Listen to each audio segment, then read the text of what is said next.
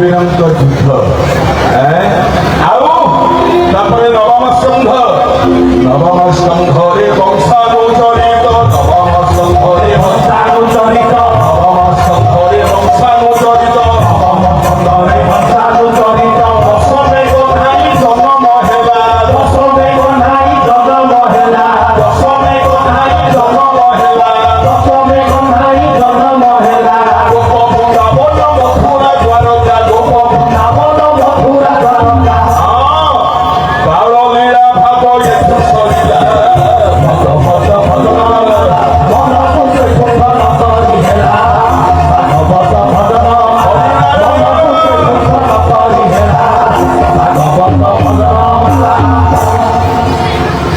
ଦଶମେ ଗଧାଇ ଜନମ ହେଲା ଦଶମ ସ୍କନ୍ଧରେ କୃଷ୍ଣ ଜନ୍ମ ତାପରେ ଏକାଦଶ ସ୍କନ୍ଧେ ତତ୍ତ୍ୱ ନିରୂପଣ ଏକାଦଶ ସ୍କନ୍ଧେ ତତ୍ତ୍ୱ ନିରୂପଣ ଉଦ୍ଭବେ ଶ୍ରୀ ହରି କରୁଣା ହେଲା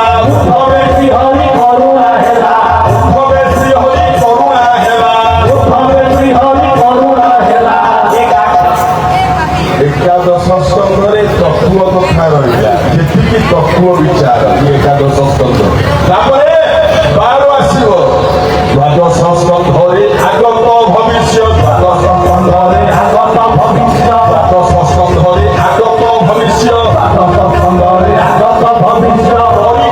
ଆଗେ ସୁଖ କହିଲା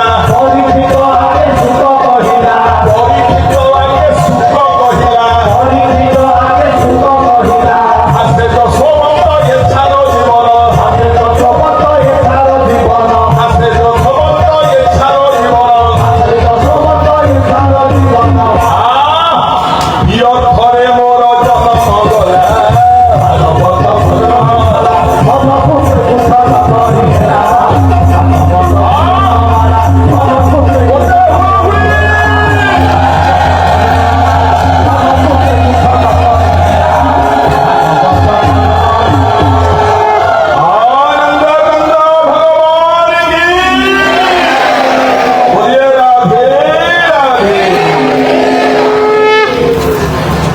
ये है भागवत अब हाँ ए बापा माँ आम समस्ते भागवत भगवान को मागंती प्रभु आमको दे मागंती नहीं ए माँ तुम सब जदि सुदशा व्रत करुच माणबसा करुच लक्ष्मी पूजा करुच मनरे कामना कौन ना लक्ष्मी बहुत धन दिखती तो पूजा पूजी कले धन पूजा देते समस्त इच्छा किसी पाइबा समस्ते मागते भगवान आमको दे किए मागे किए निज मागिथ किए भाई मागिथ किए पुओ मागिथ किए स्वामी मागिथ समस्ते मागते भाविच के आम सब मागुंट भगवान आमको दे थे के बुझीच भगवान आमको कौन कौन ए बापा माँ एत बड़ पृथ्वी आमको देखते जुआड़े इच्छा सियाड़े जा दिने आमको खजणा मागिଛନ୍ତି भगवान मो पृथ्वी चालू मत खजणा दे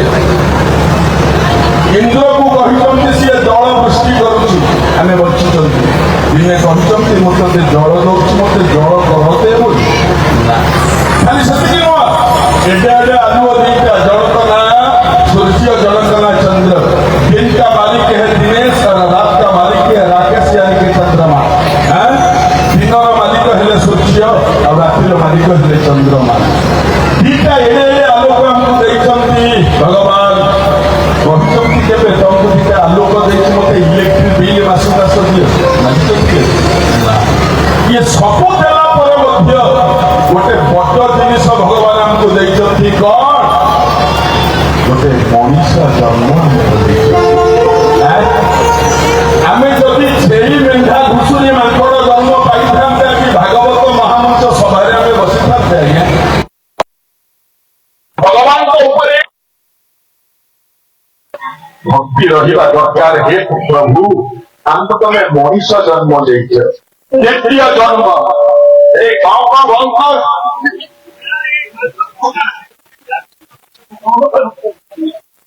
द्वितीय दुर्लभ शरीर मानव शरीर ମୁଁ କହୁନି ଓଡ଼ିଆ ଭାଗବତ କଣ କହେ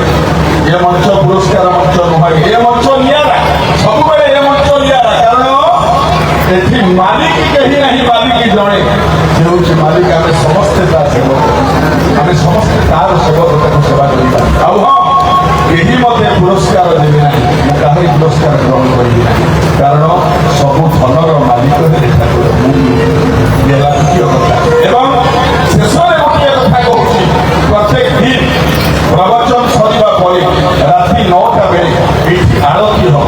ଯେତିକି ବାପା ମା ମାନେ ଅଛନ୍ତି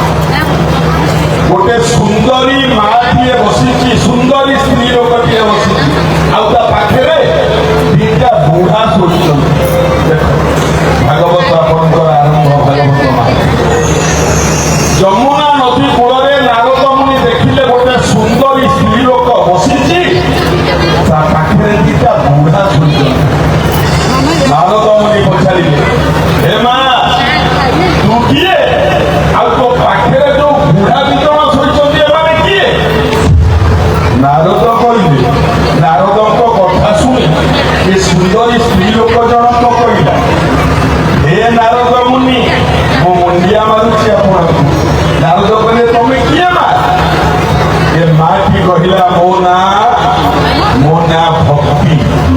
କଣ ମୋ ନାଁ? ଆଉ ଏ ଦି ବୁଢା କିଏ? ମା କାନ୍ଦି ପକେଇଲା, ଆଖିରୁ ଦିଧାରେ ଲୁହ ଖସି ପଡିଲା, ଦେଖିଲା ଜାରଦ ମୁନି ତମେ ଆଙ୍କୁ ବୁଢା କହୁଛ? ହଁ, ଏମାନେ ତ ଉଠି ପାରୁନାହାନ୍ତି, ପଡିକି ଅଛନ୍ତି, ବୁଢା ଅଙ୍ଗ ଦେହ ଜୀର୍ଣ୍ଣଶୀର୍ଣ୍ଣ ବୁଢା, ଏମାନେ କିଏ? ତ ଭକ୍ତି ମାତା କହିଲା ମତେ ଦେଖୁଛ ମୁଁ ଯୁବତୀ ଅଛି, ଏ ଦି ଜଣ ବୁଢାକୁ ଦେଖି କହୁଛ ନା? ହଁ, ଏଇ ବୁଢା ଦି ଜଣ ହଉଛନ୍ତି ମୋ ପୁଅ। ମା ଯୁବତୀ, ପୁଅ ଦିଟା ବୁଢା। ପୁଅ ଦି ଜଣଙ୍କ ନାଁ କଣ? ଭକ୍ତି ମାତା କହିଲେ ଦି ପୁଅ ଭିତରୁ ଗୋଟିଏ ପୁଅ ନା ଜ୍ଞାନ, ଆଉ ଗୋଟିଏ ପୁଅ ନା ବୈରାଗ୍ୟ। ମା ନା ଭକ୍ତି, ଜ୍ଞାନ ବୈରାଗ୍ୟ ହଉଛନ୍ତି ଯୋଡ଼ିଏ ପୁଅ। ଏ ବାପା ମା, ବାସ୍ତବ ଅର୍ଥ କଣ ଆଜ୍ଞା? ଭକ୍ତି, ଯୋଉଠି ଭକ୍ତି ଥାଏ ସେଠି ଜ୍ଞାନ ଥାଏ ଏବଂ ବୈରାଗ୍ୟ ଥାଏ। ଭକ୍ତି ମାତା କହିଲା ଲୋକ ତ ଆଉ ଭକ୍ତି କରୁନାହାନ୍ତି ନା, ଜ୍ଞାନ ବୈରାଗ୍ୟ କୋଉଠୁ ଆସିବ?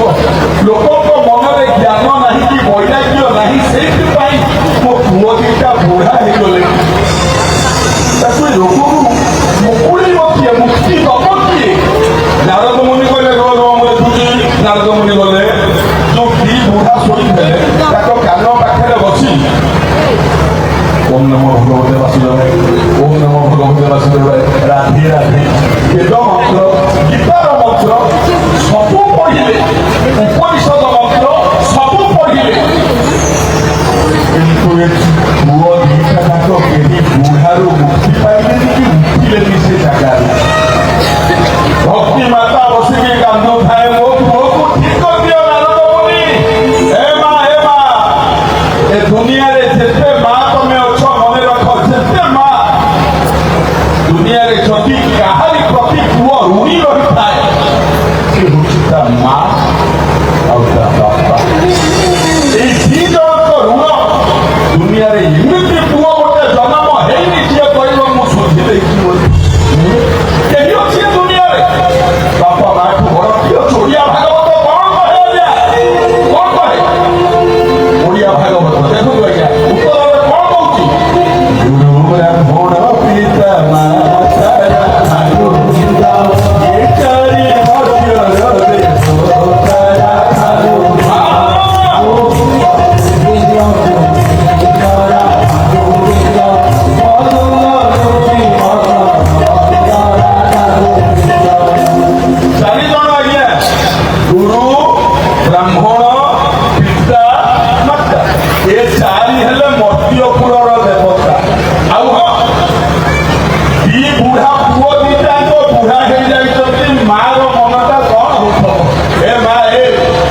ଦୁନିଆରେ ଯଦି ପୁଅ କଥା କେହି ବୁଝିବ ତାହେଲେ ମା କଣ ବାପ ବୁଝେନି?